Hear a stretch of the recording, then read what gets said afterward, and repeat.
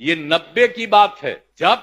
हम लोग थे केंद्र में एमपी बन करके, तो उस समय जो राष्ट्रपति महामहिम ज्ञानी जैल सिंह, जब वो हमको खबर दिए कि हम आके मिलना चाहते हैं, कह रही बापू इतने बड़े नेता हैं, हम कहला हम ही चले गए। जैसे ही हम आए ऑफिस से तुरंत हम उनके यहाँ चले गए। आज जब गए साहब 1 घंटा उन्होंने ही हमको समझाया, कहा कि देखो एक बात समझो, जो होना चाहिए इस देश में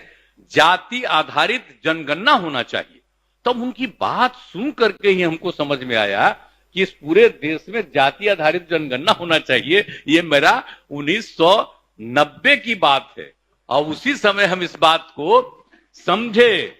और जब इस बात को समझे तो तुरंत हम अपने सब पार्टी के बड़े बड़े नेताओं से मिले, चले गए श्रद्धेय मधु लिमय जी से, और उनको हम कहे, और उन्हीं के साथ बैठे हुए थे उस समय जो तत्कालीन वित्त मंत्री थे मधु दंडवते जी, सब बैठे हुए थे। हमने बताया कि उन्होंने हमको कहा, तो उन्होंने सुनने के बाद कहा कि नहीं ठीक है, जो तुम अब करो इसके बारे में तुम आगे बढ़वाओ, बात करो।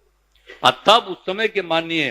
प्रधानमंत्री जी से भी हम मिले, विश्वनाथ प्रताप सिंह जी से, और उनको भी हमने अनुरोध किया कि जाति आधारित जनगणना होना चाहिए। लेकिन आप जान लीजिए कि उसी समय से जाति आधारित जनगणना की बात